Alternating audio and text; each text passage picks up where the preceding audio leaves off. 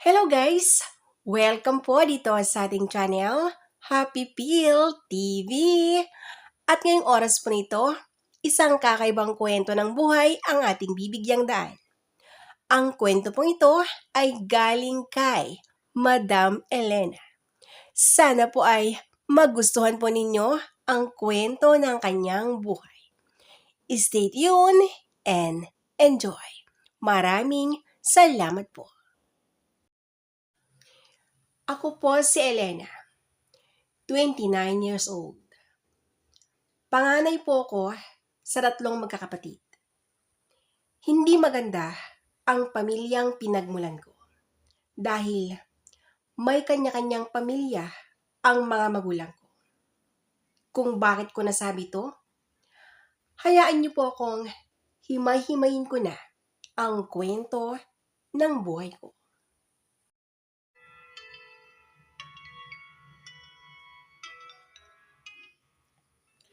Balikan po natin nung ako'y 18 years old pa lang. Buo pa ang pamilya namin noon. Pero hindi na maayos ang samahan ng mga magulang ko. Kasi nga naman, yung ama ko, uuwi kung kailan niya gusto. At yung aming ina, hindi siya pabor sa ginagawa ng aming ama. Naintindihan ko ang aming ina. Kahit sinong babae, hindi rin hahayaan na magbubuhay binata na lang ang mister niya.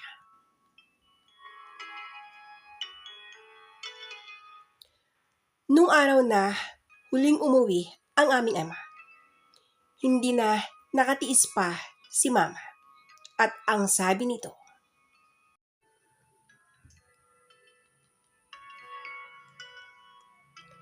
"Hoy Berting, anong oras na? Bakit ngayon ka lang? Hindi mo lang ba iniisip ang pamilya mo? 4 na araw kang hindi na umuuwi. 4 na araw, Berting. Alam mo ba yun? At anong plano mo? Hindi ka ba nagsasawa sa mga ginagawa mo? May mga anak ka? Umaasa sila at naghihintay na magbago ka? Ayusin mo naman ang buhay mo, Berting." Ang galit na sigaw ng aming ina.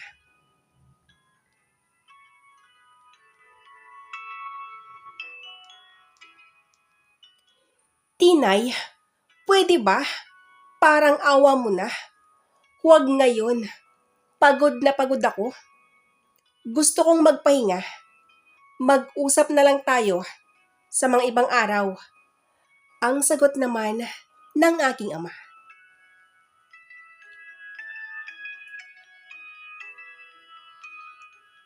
Yan ang mahirap sa'yo, Berting. Kaya hindi natin maayos-ayos ang problema dahil ganyan ka. Lagi mo na lang ipinagpapaliban ang lahat eh. Ayaw ko na ng ganitong buhay. Sawang-sawa na ako sa pagiging martir na asawa. Oras na siguro para sarili ko naman ang isipin ko. Ang wika ni inay.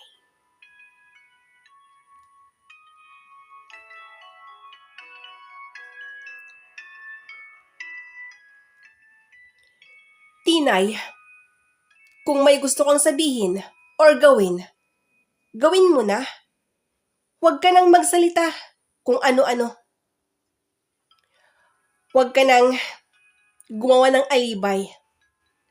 Matagal ko nang alam ang sekreto nyo ni Paring Kalo. Kaya, kung gusto mo nang sumama sa kanya, go ahead. Malayang-malaya ka, Tinay. Hindi kita pipigilan. Ang sagot ni Tay.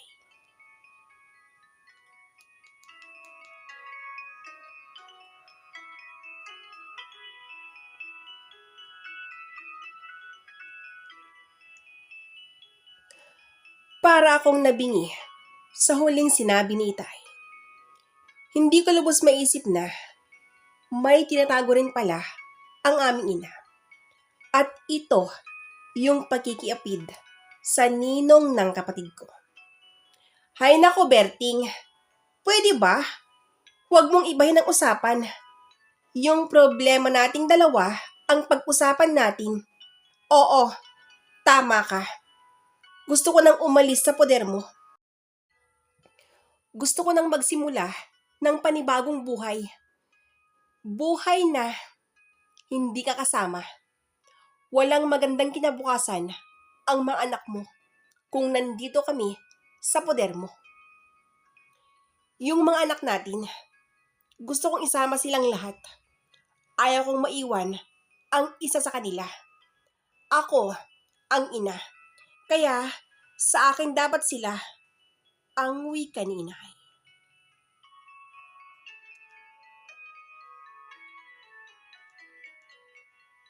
Yan ba ang gusto mo, Tinay? E di gawin mo. Maganda yung plano mo. Para naman, wala na akong iisipin pa. Kung gusto niya nang umalis, sige na. Umalis na kayo. Matutulog na ako. At sana, paggising ko, wala na kayo. Ang saad ni Tay. Sa hindi inaasahang pagbunyag ng lihim ni inay, nakaramdam ako ng awa para sa aming ama. Kaya siguro, palaging wala sa bahay dahil nalaman na niya ang sekreto ni inay. Ramdam kong sobrang nasasaktan si Itay. Kaya nagpa siya kung huwag iwan ang aming ama.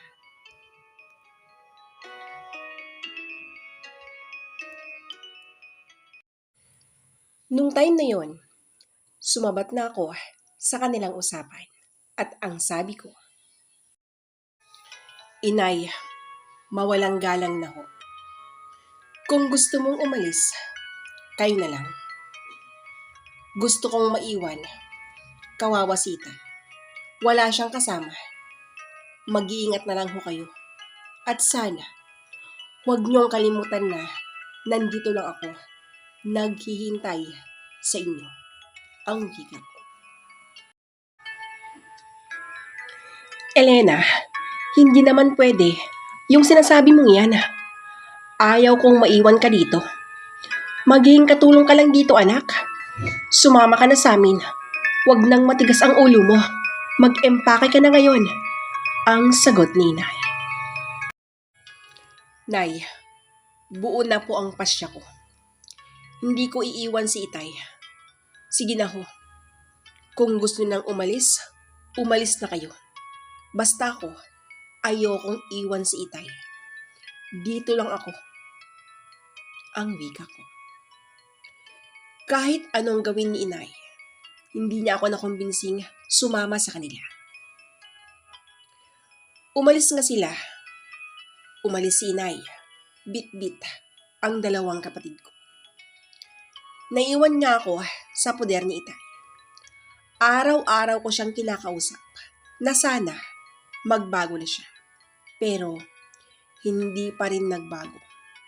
Pakiramdam ko nga, mas lalong lumala ang ginagawa niya. At pagkalipas ng 3 buwan, nadagdagan pa ng isa pang problema. Umuwi kasi si Itay na may kasamang babae. Elena, magluto ka ng masarap na ulam ha. May bisita ako. Ang sabi ng aking ama. Tay, paano po ako magluluto kung wala naman pong mailuluto? Ang sagot ko. Elena, ang sabi ko, magluto ka. Pumunta ka muna sa tindahan ni Aling Karing. Umutang ka muna dun. Sige na. Ang sigaw niya. Tay, hindi na po siya nagbibigay dahil mahaba na po yung listahan dun. Mapapahiya lang ako pag pumunta ako dun. Ang malungkot na sabi ko. Elena, huwag mo akong ginagalit ha. Sige na, umalis ka na sa harapan ko. ang wika niya. Kakaiba na ang mukha ni Itay. Nakita kong nanlilisik na ang mga mata nito. Kaya tumakbo ako palabas ng bahay. Agad akong nagtungo sa tindahan ni Aling Karing. Aling Karing, pwede po bang magpalista ulit ang mangiyak-ngiyak na sambit ko? Elena, anong nangyari sa iyong bata ka? Ba't para kang basang sisiw? Ba't ganyan ang itsura mo? Ang nag-aalalang tanong ni Aling Karing. Hindi ko po alam kung hanggang kailan itong kalbaryo sa buhay ko, Aling Karing. Hindi ako sumama sa inay ko nung umalis sila. Sa kagustuhan kong may makakasama si Itay dito. Pero bakit ho ganon? Hindi man lang niya nakikita yung sakripisyong ginagawa ko. Ang masaklap pa po dyan, may babae siyang inuuwi. Hindi ko na po alam ang gagawin ko, Aling Karing. Ang sagot ko. Elena, nasaksihan ko lahat yung mga paghihirap mo sa poder ng ama mo. Kaya, kung gusto mo, sumama ka na sa anak ko. Nabanggit niya kasi na naghanap daw ng kasambahay ang kapatid ng amo niya. Single dad daw yun, walang asawa. Halika, pumasok ka dito. Kakausapin ko na ang anak ko. Di bale, marami siyang damit. Huwag ka nang bumalik pa sa bahay niyo. Sumama ka na sa syudad para maalis na ng tuluyan ang kalbaryo sa buhay mo, Elena. Ang sagot ni Aling Karing. Ho, Aling Karing, natatakot po ako. Wala po akong kilala sa syudad. Baka po ano pa ang mangyari sa akin doon. Baka mapano ako doon, ang sabi ko. Elena, pwede ba? Iwaksi mo sa isip mo yung takot. Walang mangyayari sa'yo kung lagi mong pinapairal ang takot mo. Nasa hustong gulang ka na. Kaya mo nang magdesisyon para sa iyong sarili. Mas mabuti na yung makipagsapalaran ka kaysa pasanin ang mga problemang hindi naman dapat pasanin. Ang wika ni Aling Karing. Ayaw kong magpadalos-dalos sa mga desisyon. Kaya nag-isip ako ng mabuti.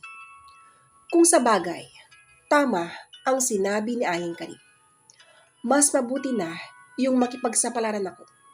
Sumama nga ako kay Betty sa syudad. At nagtrabaho ako bilang isang kasambahay. Elena, ikaw nang bahala ha. Basta, ang usapan lang namin ni Sir Hugo. Ihatid kita dito. Antayin mo na lang siyang lumabas mula sa kwarto niya. Nag-iisa lang siya ngayon dito dahil nasa kabilang bayan ang anak niya. Huwag kang mag-alala. Magaan lang ang trabaho mo dito. At higit sa lahat, mabait si Sir Hugo.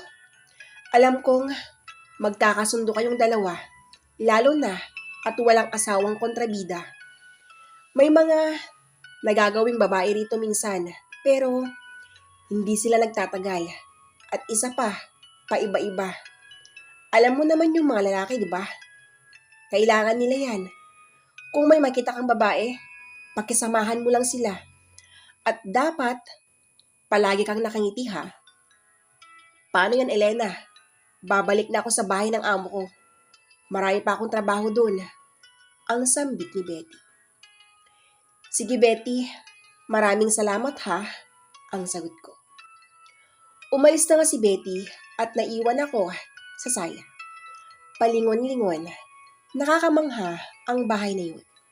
Sobrang ganda at maraming mga nakadisplay.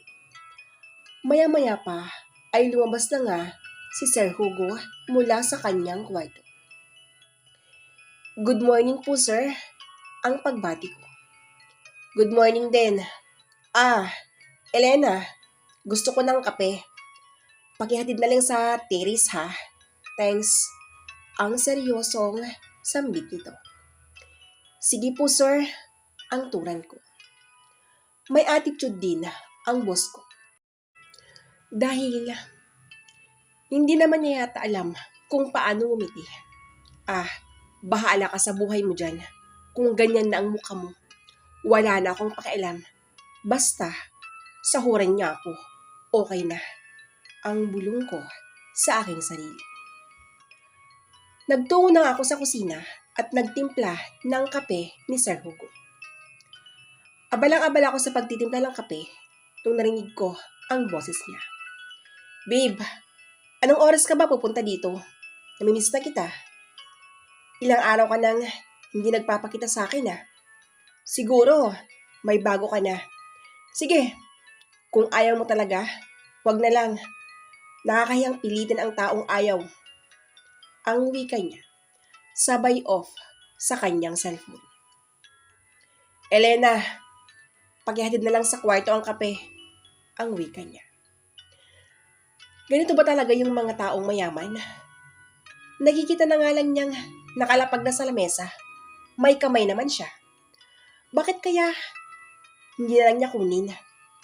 Nainis ako sa ugali ng amo ko. Sa unang araw ko pa lang sa bahay niya, hindi ko na nagustuhan ang mga attitude niya.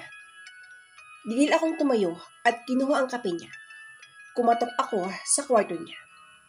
Hinihintay ko siyang lumabas, pero ang sabi niya, hindi daw nakalak ang pintuan. Pumasok na raw ako. Pumasok nga ako at nakita kong nakadapa sa kama. Sir, kape niyo po, ang sambit ko. Lapag mo dyan, Elena. Siya nga pala, kung may pupunta dito mga babae, sabihin mong umalis ako ha. Sabihin mong sinundo ako ng mga tropa ko. Basta, kahit anong alibay na lang yung sabihin mo. Ang mahalaga, wala ako. Wala ako. Naintindihan mo? Ang sabi niya. Opo sir, naintindihan ko. Yan na lang ang tanging naisagot ko sa kanya. Nung naihatid ko na ang kape, nag-umpisa na akong magtrabaho. May 3 kwarto ang bahay ni Sir Hugo. Hindi naman sa kalakihan niyo. Kaya, maaga pa lang, nalinis ko na lahat. Lumabas ako at yung garden naman ang sinunod ko. Napakaganda ang mga bahay na nandun. Medyo nakahinga ako ng maluwag dahil iba na ang lugar na kinaroroonan ko. Naaliw ako sa mga bulaklak. Malayo ang iniisip ko habang nakatitig ako. At nagulat na lang ako nung may lalaking nakatayo sa harapan ng bahay. Nagpanik ako at tumakbo sa loob. Hinihingal ako nang nakapasok na. Elena, anong nangyari? Ang tanong ni Sir. Sir, kasi, sandali lang sir. Kinakabahan pa kasi ako sa lalaki nakita ko kanina. Nakatayo siya sa tapat ng bahay at nakatingin dito. Ang sagot ko. Ganun ba? Nasaan na siya? Yun ba? Kaibigan ko yun. Tinawagan ko siya. Gusto kong magpakalasing ngayong araw na to. Papasukin mo. Ang wika niya. Ho? Kaibigan niyo pala yun? Nako, sorry po. Ang sambit ko. Okay lang yun. Nasanay ka din, Elena. Sa una lang yan. Ang nakangiting, wika naman niya. Pinapasok ko ng lalaki at nag-inuman sila ni Sir Hugo. Lasinggero din palang amo ko. Ang alam ko, mabait siya. At ang alam ko, walang bisyo. Inasikaso nga silang dalawa hanggang sa nalasing ang mga ito. Maghahating gabi na nung umuwi na ang bisita ni Sir. Samantalang, si Sir Hugo naman, nakayuko na sa lamesa. Sir, umuwi na po ang bisita mo. Pumasok ka na sa kwarto mo, ang sabi ko. Hayaan mo na ako dito, Elena. Sige na, iwan mo muna ako. Gusto ko nang matulog, ang sagot niya. Sir, Lasing na lasing ka na din. Halika, kumapit ka sa akin. Ihatid na kita sa kwarto mo, ang sabi ko. Mula sa pagkakayuko niya sa lamesa, iniangat niya ang ulo nito. Tinitigan niya ang kabuuan ko. Mula ulo hanggang paa. Niyakap niya ako ng mahigpit, sabay hila palapit sa kanya. Sir, anong ginagawa mo? Ang tanong ko habang nagpumiglas sa mahigpit niyang yapos. Elena, I need you now. Kailangan kita. Punuan mo ang pagkukulang ng mga babae ko. Please, ang pagsusumamo niya. Nahibang ka na, Sir Hugo. Kasambahay mo ako. Bakit ako ang pupuno sa mga pagkukulang nila? Parausan pa lang kailangan mo. Bakit kasambahay ang kinuha mo? Malaking kahibangan ang ginagawa mo. Bitawan mo ako. Ang sigaw po. Elena, para sabihin ko sa'yo, pareho kong kailangan ang mga yan. Anong magagawa ko kung ito ang nararamdaman ko ngayon? Huwag kang mag-alala. Pananagutan ko ang mangyari sa atin ngayon. Basta, pumayag ka lang sa gusto ko, ang wika niya.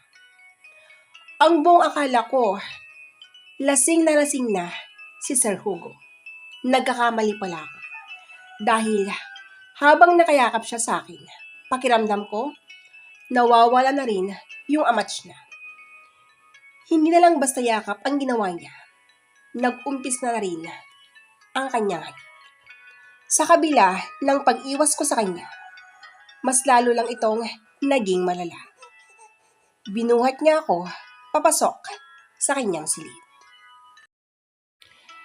At dito, sa kanyang silid, ginawa niya ang lahat.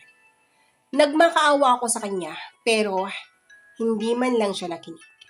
Kaya, wala na akong lakas para tumutol pa. Sa madaling salita, nagpaubaya ako. Laglag ang butil ng lahat ng luha ko habang ginagawa ni Sir ang gusto niya. Napansin niya ito, kaya nag-iingat siya. Inaamin kong nasasaktan ako. Sa kabila ng sakit, hindi ko alam kung bakit.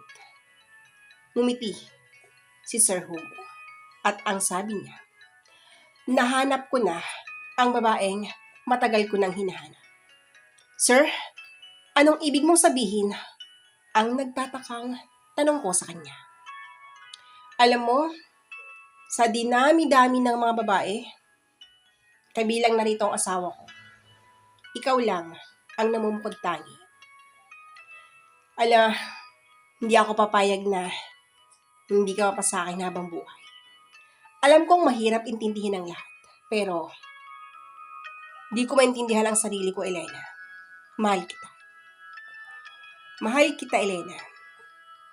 Binigay mo ang matagal ko nang inaasam-asam na magkaroon ng babaeng marangal. Ayoko nang patagalin ang lahat. Gusto kong magpakasal na tayo sa lalong madaling panahon. Ang wika niya. Sir, ganun na ba kadali ang lahat? Ang tanong ko. Elena, pwede ba? Huwag nang, sir. Simula ngayon, mag-asawa na tayo. Dahil dyan din tayo pupunta eh. Ayusin mo ang sarili mo.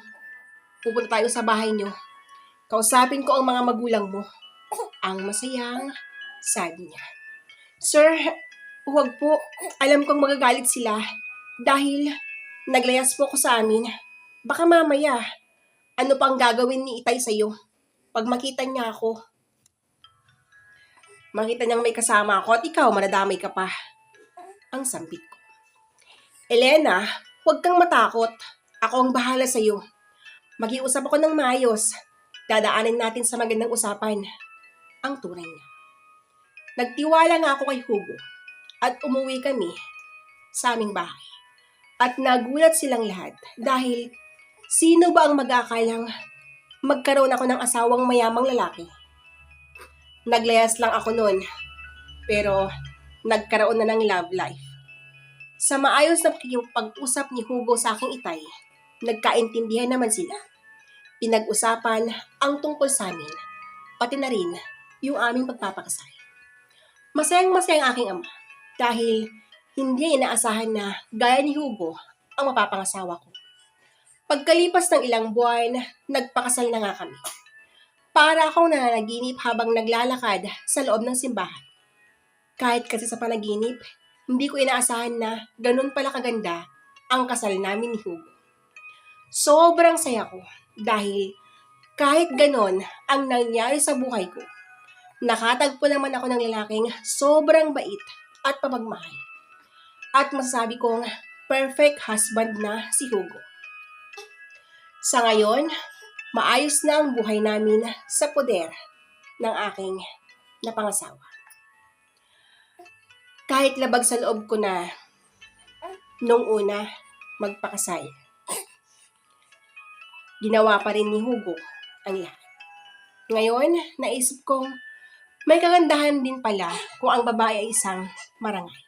Dahil ito lang kasi ang pinakamahalagang regalo sa magiging asawa niya. Sa mga kagaya kong babaeng hirap makahanap ng love life o true love. Kalma lang mga sis, darating din yung lalaking para sa inyo.